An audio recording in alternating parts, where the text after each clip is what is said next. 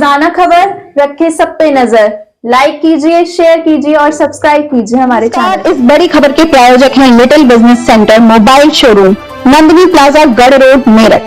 सबसे सस्ता mobile phone का वादा। Apple, Vivo, Samsung, Redmi, Realme, Oppo का फोन आज ही खरीदें और पाएं आकर्षक गिफ्ट्स। कॉल करें अनुराग बंसल। संयुक्त व्यापार संघ अजय गुप्ता गुट के पदाधिकारियों ने नगर आयुक्त से मुलाकात की और उन्होंने अपनी अपनी समस्याओं से अवगत कराया। मैं अपने खंदक बाजार हैंडलूम वस्त्र व्यापार संघ का प्रधान होने के नाते मैंने अपने खंदक बाजार की समस्या रखी। खंदक बाजार की समस्या ये है कि कम से कम 2 वर्ष से भी ऊपर हो गया हमारे खंदक बाजार की सड़कें बिल्कुल टूटी फूटी हो गई हैं। का जो लिख के मैंने 2 साल से अपने हैंडलूम वस्त्र व्यापार संघ के लेटर पर मैं लगातार दे रहा हूँ। लेटर पर देने के बावजूद न पिछले नगर आयुक्त जी थे उन्हें भी दिया, अभी नए नगर आयुक्त जी आए हैं उनके यहाँ भी भिजवा, लेकिन लेटर जाते हैं कम से कम साल भर हो गया।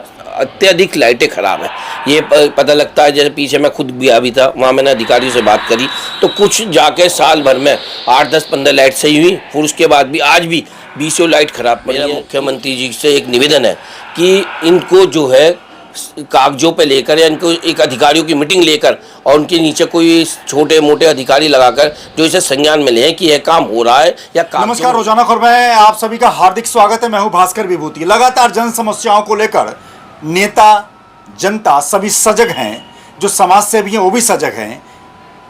समस्याएं लगातार बढ़ती जा रही हैं, गड्ढों को लेकर तमाम परेशानियां हैं। अधिकारियों के पास जा रहे हैं, अनुरोध विनय कर रहे हैं। अभी गंगवार साहब आ गए हैं, नए नगर आयुक्त हैं। ऐसे में तमाम सामाजिक सेवी संगठन, व्यापारिक नेता उनसे मिल रहे हैं और अपनी अपनी समस्याएं बता रहे हैं। अभी हाल ही में संयुक्त व्यापार संघ अजय गुप्ता गुट के पदाधिकारियों ने नगर आयुक्त से मुलाकात की और उन्होंने अपनी अपनी समस्याओं से अवगत कराया। संयुक्त व्यापार संघ के मेरठ महानगर के मंत्री हैं अंकुर गोयल, सुलझे हुए व्यापारी नेता हैं, हैंडलूम वस्त्र व्यापार संघ के प्रधान भी हैं। लिहाजा आज हम रोजाना खबर में सीधे रूबरू होते हैं और सीधी बात करते हैं मेरठ के चर्चित युवा चेहरा अंकुर गोयल से। जानने की कोशिश करते हैं कि नगर आयुक्त से जब इनकी मीटिंग हुई, इनके पदाधिकारियों की मीटिंग हुई, तो एजेंडा क्या था और क्या सकारात्मक पहल सामने आए। नमस्कार अंकुर जी, कैसे आप? नमस्कार विभूति जी। अभी हाल ही में नए नगर आयुक्त आए हैं और आप उनसे मिलने भी गए, अजय गुप्ता नटराज जी जो आपके अध्यक्ष हैं और तमाम पदाधिकारी गए। क्या मुद्दा था और क्या आश्वासन मिला और क्या आपकी डिमांड थी? अध्यक्ष जी ने, अजय गुप्ता जी ने तो अपने शहर की जो, क्योंकि वो पूरे संयुक्त व्यापार संघ के मेरठ महानगर के अध्यक्ष हैं, उन्होंने शहर की पूरी कई व्यापारियों की समस्या रखी।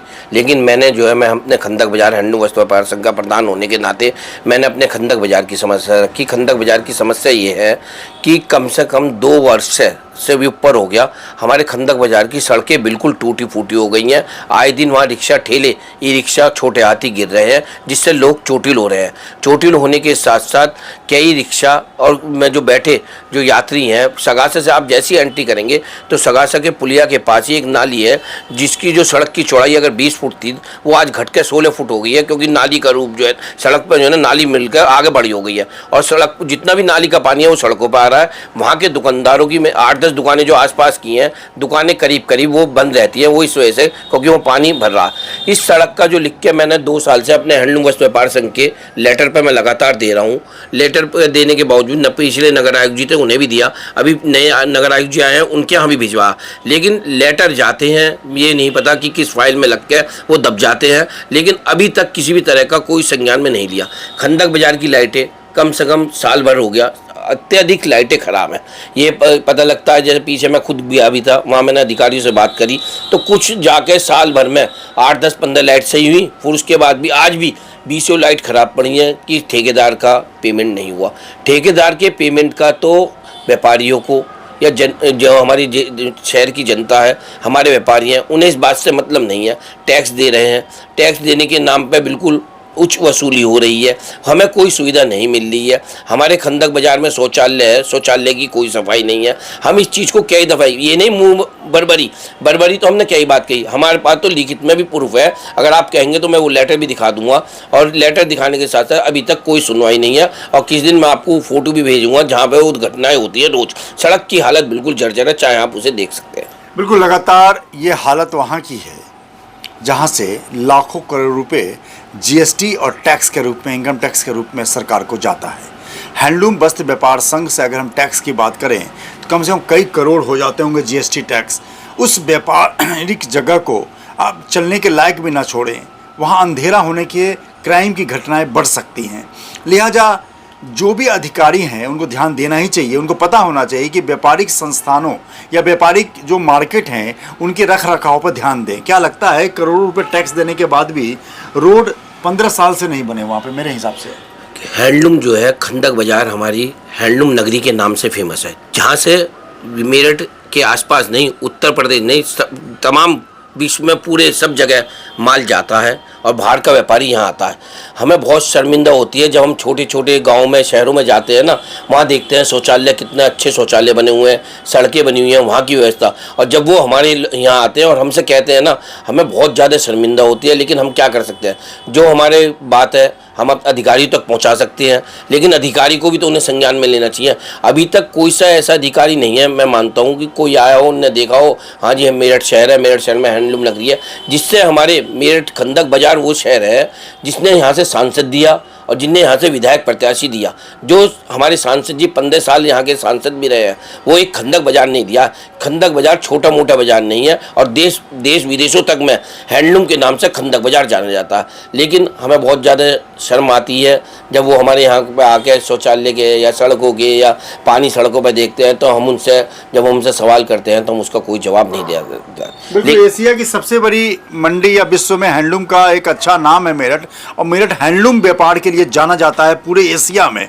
अब सवाल यह है कि जब पूरे विश्व से, पूरे देश से, कर्नाटक से, बिहार से, अलग अलग राज्यों से, गुजरात से जब आते होंगे तो उनको घटिया व्यवस्था देखकर, सड़कें खराब देखकर वाकई कहीं ना कहीं इस प्रश्न तो योगी सरकार पे भी लगता होगा। लेकिन सवाल है, क्या आप जो बोलेंगे उससे पहले पूछ लूं कि क्या टैक्स कितना जाता होगा, अनुमान, आकलन?